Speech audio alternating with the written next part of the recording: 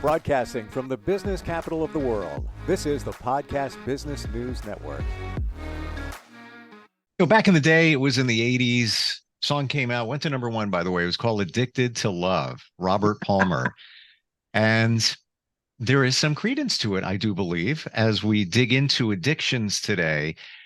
Part of those addictions, when we first think of addictions, we think of substances and certain things, but you could have an addiction to someone in terms of your attachment style and so much more.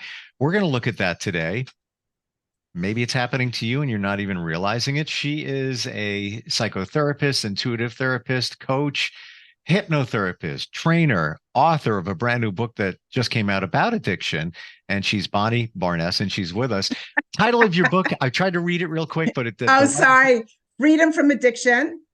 Freedom from Addiction. Experiencing the shift into a new way of being in the world, thinking and seeing things in the world, and you can be different in the world and more of your true self.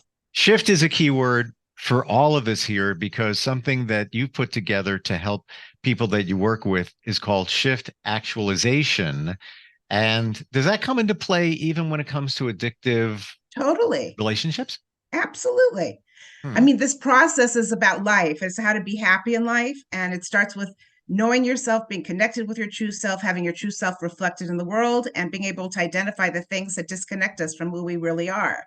And so when we get into a relationship, if we haven't healed things from the past, if we haven't reevaluated all our belief systems that were given to us when we were growing up, or we accumulated through the years, we bring all of that into a relationship. And if they're not healthy, and if they're not a reflection of our true self, our relationship's not going to be happy. And when people are arguing and trying to resolve things and trying to, get along and have a really great relationship, they don't know that a lot of these things are going on underneath.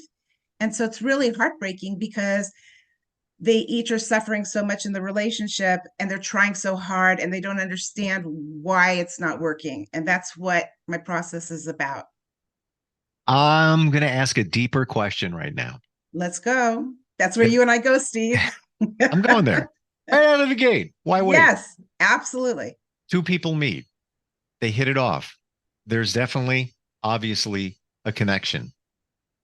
Some time goes on. They start developing or realizing some rifts. Maybe compatibility isn't what they thought it was. Maybe go a little bit further. They try to work on it, but it's just not really working. And then they just feel defeated and deflated that maybe we're not meant to be together, even though, and I'm not just talking about the physical attraction in the beginning. There was a connection. There was something there. I felt it. Now we get all the way over here in time, and it's like beating their heads against the wall. This one doesn't want to do that. This one doesn't want to do that. There's therapy issues, all of that, and it dissolves. Is it reasonable to think that it could have worked out if they realized what was going on in their subconscious, and I don't want to use a cliche, but it's the best way to describe the baggage that they brought along with them? They didn't get rid of the baggage. They were carrying those, I call them emotional backpacks, into the relationship, and just got heavier. Most relationships, do you think that they could continue and be a great relationship if we figured those things out? So I love how you go deep. So here we go. Okay. It could be that, or it could be you're not compatible. Okay. So people think, in general, if there's a connection, if there's chemistry, it's like, wow, I don't have this with everybody. This is special. And so then they assume that means that there's something here for a really great relationship. Wrong assumption. One of the gifts I have to check is checking out your assumptions, because we assume that because we have that chemistry, that means something more than just chemistry.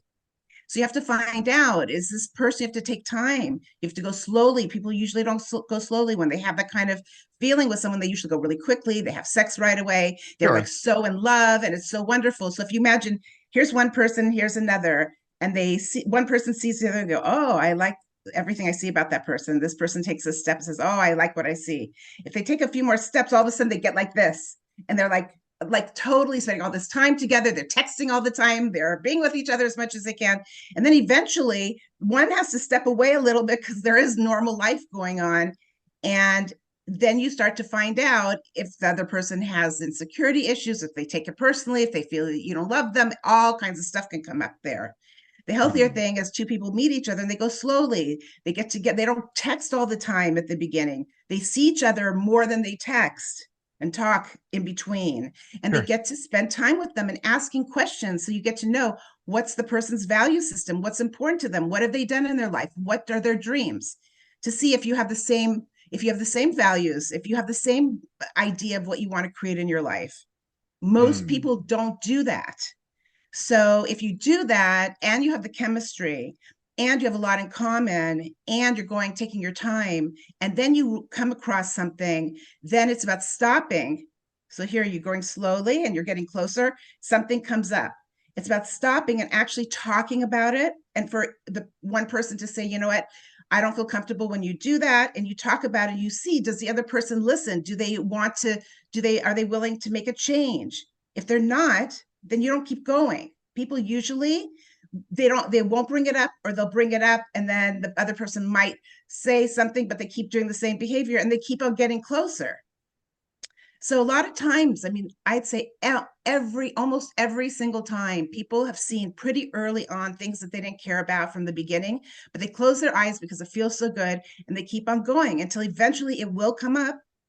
It'll come up and it'll be one of the reasons why it doesn't work out together. How is it possible? And I want to address what you just said in a moment in the beginning. How is it possible that a relationship can, call it a marriage, partnership, whatever, can go on for so long, 15, 20 years, and then ends?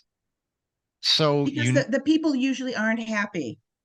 So a lot of times people will stay for different reasons. They'll stay because they have kids. They'll stay because if they separate, they're going to have to divide their money and they're going to have a lot less money. They stay because they have hope for a very long time, until slowly over time, they start realizing that, they're suffering and it's nothing's changing. And it takes a long time before they're willing to let go.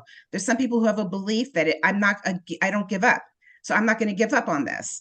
Okay. So there's a lot of reasons. Is it all right? I want to just jump right there. Yeah. Yeah. Is it okay to say that, like somebody has that, maybe their morals, I'm committed. I made a commitment. Maybe it was before God, however you want to phrase it. And I'm here to make this work. I'm here. And I know some men in particular that believe that if you have kids, you don't get divorced. You don't do it. You owe it to your kids. Wait till they age out, 18, whatever. Figure it out. I'm going to throw that all to you at this point. Your thoughts? Yeah, absolutely. So that's why it's so important to take your time before you get married. If you have a belief system that you're not going to get divorced ever, or until the kids are out of the house, it's really important to take your time and really get to know who that person is and see if they have the same value system as you. Also, it's really important. In general, there's givers and there's takers. And givers tend to find takers because takers like to be given to and they don't like to have to do anything that they don't want to do. And givers are just happy to give and they love the connection. Well, it's really important to find out if you're with somebody who's a giver also, because otherwise you're going to be doing a lot of giving and they're going to be doing a lot of taking. And no matter how much you explain to them and talk to them about what's fair and what's not fair, if they know that you're not going to leave, they're just going to continue taking. I mean, I see it all the time. Wow. So it's really important that you find somebody who has the same value system. It's not only about being with somebody who also is committed to not getting divorced, let's say, using your example, but it's also somebody who has the same who's a really good person and who's a person who looks within themselves, and you too, where if there's something that the other person's not happy with, or there's something you're not happy within yourself, that you're going to grow, you're going to learn.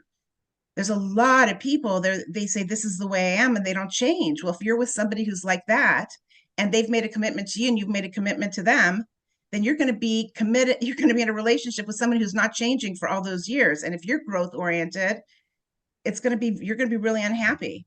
And then what happens is people, if they're in a relationship like that, they start shutting down part of themselves and they start not being completely alive, and they feel it. And there's a sadness. And a lot of times they'll block it out and they'll just focus like on their kids, or they'll focus on family. But a big part of who they are isn't alive. Or there's resentment. Well, yeah. To the other person. No, You there know, is. There's all kind. There's you. It all can go together. You can be resentful. You can shut down part of yourself. hmm. Yeah, it becomes unhealthy. Do you It's a, think, and by the way, I want to throw this out here. You can yeah. reach us at 631-319-6275 or instant feedback, Steve at gmail.com. Do you feel, Bonnie, and we're centering on relationships here and addiction within relationships, but do you feel that people reveal themselves in the beginning of any relationship, pretty much anything? They're showing you who they are. They're giving you the information. Many times we don't take it. We don't see it. Like you said, you're smitten. Everything's great. I'm in love. It's fantastic. You're not seeing what's going on there. Do you think that happens a lot? I think that people tend to put their best foot forward. So they want to impress the other person. They want the other person to like them if they're interested in them. So they're showing them all their great qualities. Plus, they're feeling really happy. So a lot of times their great qualities are what's coming out. So that's why it's so important to have take time, because Sure. over time the truth comes out. So there are a small percentage of people who really have it down. They know what will pull in nice people, and they act like they're really nice people.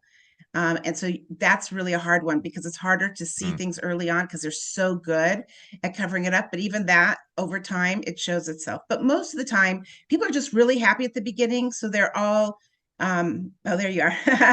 People are really happy, and they feel wonderful, and it's just such a high. And that's where there's an addiction, because there's such a high. So that when it stops being such a high, people keep wanting that high.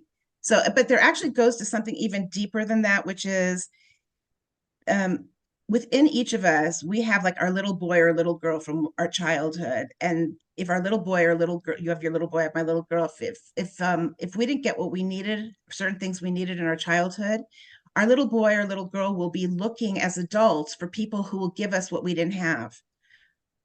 So because the child, even though it's not logical, the child feels that if they can get that from another person, it's like as if they were getting it from their parent. And so what happens is that unfortunately, your little boy or little girl that attraction is often attracted to somebody who resembles one or both of your parents where you had a wound. So the likelihood of getting what you wanted from your parents, you're not going to get it from this other person, because you're on an unconscious level, you're being drawn to that person. This And is a big, so, this is a big thing here, what we're talking about. yeah, And I have to believe when somebody says, oh, they have daddy issues, they have mommy issues. That's kind of what we're talking about. Does it always also go the other way? Like you're talking about things that you didn't get from a parent. We're creatures of familiarity. Lots of us don't like change. Is it also you want to feel the same way? Like, for example, let's say you're in a relationship with somebody that always wants to start in with you, always wants to start in, and you're passive, and they just love the confrontation. But that's how their father reacted. Let's say it's a woman. That's how the father reacted. He was abusive, and that's her comfort zone, being back to that, confrontation. So I'm looking at two things here: the familiarity, or the other aspect, what you didn't get from the parent. Does it work both ways? yeah, absolutely. Hmm. Wow. Absolutely. I would say also, in addition to when you say familiarity, is I think when somebody grows up in a really healthy home and they meet somebody who treats them badly, they'll run the other way. They'll have absolutely no interest in that person, no matter how many things that person has that's good. But when you grow up in a home where there's certain things where you haven't been treated the right way or spoken to the right way, or you've been neglected, and it doesn't have to be like a major abuse. It's anything. Sure. When you don't have a parent that's around because they're working really hard, and then you understand they were doing that for you, but they weren't there. I mean, um, all those things that's what's going on. So you Yeah. will stay in a relationship that you wouldn't have stayed in because you got used to year after year finding a way how to survive and how to adjust, so you could, and you'll put up with things you wouldn't. Then there's people who, with your example that you used, some people, they feel like arguing, they feel close, at least with the person. At least the person cares because they're arguing back. So Hmm. if you decide that you're not willing to do that any longer, they don't feel loved. I mean, I there's got, so many you know love. what? I never thought of that, Bonnie. just because it's arguing doesn't mean that it's all about the arguing. It's about the engagement. It's about the attention that you're giving back. So you could have a couple that fights all the time. I'm not saying that's good. If it works for them, great. No, Maybe it's not. not healthy. No, It's I'll not. Well, just I tell was you, going to as a say not around your therapist, kids. no, it's not healthy to be arguing. If there's a difference of opinion, okay, or different needs, that's normal. But then you talk about it, and there's a healthy way of discussing it and finding a compromise or finding a resolution, or knowing that there isn't one. But it's arguing doesn't do any good, Sure. because it's about just everyone is talking over the other one. No one's really listening, and everyone's trying to defend themselves. It's never healthy arguing. We have Cheryl checking in from Searsport, Maine. She says, I was married 10 years and got divorced last year. I had an okay marriage, but I was afraid to be alone. And I believe that's the reason why I stayed. I still have a fear of that. How can I overcome that? So that's it's, first of all, to know yourself so well is incredible. When you were asking me, Steve, about why people stay, that's one of the big reasons people stay. A Mm, big one. A lot of people stay because they're afraid to be alone, or they're afraid they can't do it with somebody else. So the fact that you were aware of that and that you left anyways, even with that fear, is amazing. So I'll tell you, because this is all part of the shift. mm.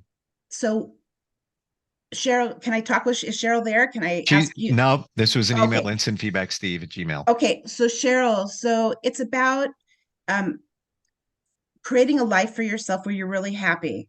So it's about asking yourself, you're not afraid to be alone all the time. So does it have to do with finances? Is that what's going on? Is it at night when you're after you're busy all day, and then you feel lonely at night? It depends on what the specific time, but being afraid of being alone. Is it afraid? A lot of people are afraid that they're single and they'll never meet anybody else. And then there's a fear of being alone and not, when they're older and not having someone there. So it depends on what you're afraid of being alone is. But what I would say is, generally, what would I'd say apply to everything is, the more you appreciate yourself, the more you create a beautiful life for yourself, one that's fulfilling, that fulfills all your different needs, social, intellectual, right? Creatively. The more you're fulfilled, and the more that you've created a structure in your daily life, in your weekly life, in your monthly life, that are filling these different needs, then you'll be less and less afraid to be alone. And then there's different things. If you're afraid of being alone at night, I mean, there's things you could do. You can put on music, you can watch TV. If you're afraid of coming home and it's lonely because it's quiet, you can have something going on when you come in. If you're afraid of being alone, that you think it's going to be like, you're fine now, but it's going to be really hard later on. Know that if you're growing now, what you're projecting into the future, being afraid of being alone, that's only a fear. It's not a reality. You're going to be doing all these things now to create a great life for yourself, so you don't feel lonely and you're happy. And then you won't be afraid of being alone because you're happy. Because that's the idea of being afraid of being alone. When you're used to being in a couple, everything is with somebody else. It's really nice to be on your own. You don't have to compromise with anyone. You can do anything you want when you want to do it. You get to choose everything. You're your own. You get to create your own life. So there's It's pluses and minuses to being in a relationship, but it's really nice when you can be by yourself. A lot of people are afraid to be alone because when they're alone, their thoughts start going in, and then they start having like their fears or their anxieties come up. But the thing is, it's good to look at what those are so that you can heal from them, and then you can be at peace, and then you don't have to be afraid of being alone and having those thoughts. Instead, you can enjoy being alone and think about all the wonderful things you want to create in your life. So that's kind of a general answer for. is that why when we say you need to love yourself, is that all part of it as well? Yeah, it is. Okay. I always I thought it I was get what you're saying, and I can, Cheryl's. There was a point where, at one point, I realized that I've never been to dinner alone. It's always with friends, always got something going on. I'm always with somebody else, always hanging out. I'm like, I'll never. I don't know if I shared this. I went to dinner alone. It was kind of awkward. It's running late. I got to go. I'll hit Applebee's, and I can tell you that was the best meal I think I've ever had. Oh my God. It was just, I had a beer and some, chicken dish, and the flavor was insane. And then I realized, oh, That's because I gave 100% attention to me and the meal and not say 50-50, That's that so attention to somebody interesting. else. That Yeah. is so interesting. And you know what, Steve, you haven't shared that example, but you've shared different examples of when you were by yourself and it wasn't your norm, and how it was wonderful for you because you got to be with yourself and you actually really enjoyed being with yourself. And that it's wonderful. Now, your experience at the restaurant, that was yours. Everybody's different. Sure. I would say things that if you're not used to being alone, I wouldn't do the things that feel weird and uncomfortable at the beginning. I do Oh, it was things. awkward. I'm not gonna lie. Walking in, you feel like, I'm gonna be honest, I feel like a loser. You're walking up to the bar, I'm by myself, and then you look around and there's other people by themselves. And it's just, I had a 1 minute conversation with the dude next to me about something. I'm not into sports, but just came up on a game. But then I realized, man, no big deal. But getting over the speed bump, getting through the door, all of that, it's all new situations if you've never done it before. Right. So I would say you're kind of weighing it's a balancing thing, because in life, it's always good to try something new, because you never know if you're going to like it. And then there's also that if you're not used to doing anything on your own, it might be good to do things that you don't think are such a big leap, like something that you think you might enjoy doing on your own, but you're Sure. not sure because you haven't done it yet. And when you do it, you say, oh, I like this. Like in your case, you thought, I want to go out and eat. I'm not going to stop myself from going out to eat because I'm not with somebody. And I have to That's it. eat. What's that? I had to eat. It was late. Yeah. I Yeah, get no, dinner. but that goes to when we are talking about codependency and being independent. The more you're an independent, self-sufficient person, the happier you're going to be, because you get to look within yourself instead of looking at others to decide how you're going to be or what you're going to do and if they like it or not, if it's going to please them or not. You're looking more inside yourself, what makes me happy. And so you said to yourself, I'm not going to let myself, even though you didn't say it here, I know that in your head you said to yourself, I want to eat, I'm going to go eat, so I'm not going to stop myself from going because I don't have somebody. But it was Right. kind of weird and everything because it wasn't something you were used to. When you did it, it turned out that you enjoyed yourself, and you were really surprised because you would have never thought and realized that you would have enjoyed your food so much. It was a new realization. It So was. it's about opening yourself up and trying things. But if somebody is used to being alone or they're not used to doing things on their own, I would pick things that you feel like maybe I can do a little of it and I'll be okay and I'll try it out. And if I don't like it, then I won't do it again. Or a way of like going to parties. A lot of times when people are part of a couple and Mm. now they're going on their own, they feel really weird going into a party, right? Because they're always used to having someone there. So you can always plan to go for a shorter time. You come a little late, you leave a little Sure. early, you see how it is. It's good to hang around people that you like, and you just feel the waters out. And a lot of times you'll be pleasantly surprised. So When you that's the start the word. process of that and continually make it a process, it's not overnight. And with help from somebody like you, and I've worked with hypnotherapy with others before we met, you start to seek it out. And I had a conversation with somebody the other day. It was the brother of somebody I know. I don't even know this guy well, but I just met his brother, and the guy's young. His brother's like 30, and all he does is travel. He's able to do it for work, and he loves it. He was in a long-term relationship, got out of that. Now he just does his own thing. And we had this conversation about how wonderful it is just meeting people. You don't even know who they are. It's a whole new experience every time you enter into it. He goes to Mexico. He's like, Mexico City's like New York City. It's like you wouldn't even think that. But the experiences that he had is you'll never get anywhere else. Yeah. You Yeah. just get And it's interesting that you bring up about traveling, because when I was in my early 20s, I had graduated from college and I wanted to go to Europe. And I could have gone with a tour, I could have gone with friends, and I decided to go by myself. wow, And the good for reason I you. went by my yeah, and the reason I went by myself, I wanted to go and see as much of Western Europe as possible.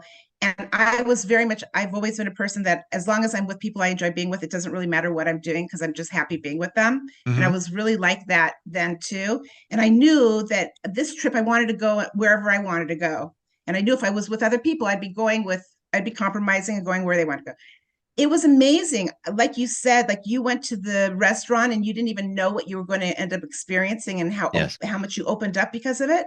When I went to Europe, I've noticed, number one, when you're by yourself and you're open and friendly, you have all kinds of experiences you wouldn't have if you were with another person. Right. Because people come to you, it's different. They see your energy is different because you're more focused on the other person. When you're on your own, you're Yes. more open, like your friend. Yes. And you want to meet people because we're social. So if you want to be open, then you're open, and people tend to come to you. Also, people often will come to someone who's on their own. Well, if they see them with a couple, It's hands so I off. kind of invite, Right. yeah. You're more approachable when you're by yourself. And I'm not talking about somebody picking you up. I'm just talking about a conversation. We're out of time.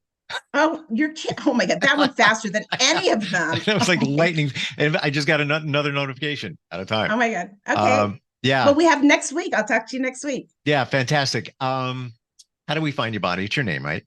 Right. BonnieBarness.com. And that's where you can get my book. I have the workbooks that go with it. You can reach me. You can set up appointments with me. Yeah. And next week, you can always call in and ask questions that you have.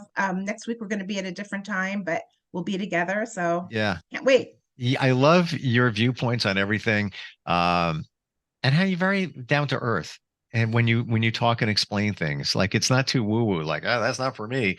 And then add in all the other stuff that you offer as an intuitive therapist, hypnotherapy, all of that. The website is BonnieBarness.com. Thanks for being here today. Thank you so much. Thanks everybody for listening. Can't wait to talk to you soon. Talk to you next week.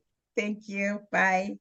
Are you looking for even more of the podcasts and hosts that you love? The Podcast Business News Network is proud to announce that you now have even more ways to listen live. Check out the MyTuner Radio, online radio box, and Simple Radio apps on iOS and Android, or find us online. Search for Business News Network on mytuner-radio.com, or search Podcast Business News Network on streama.com and onlineradiobox.com/US. Take your podcast on the go and don't miss a minute of the action.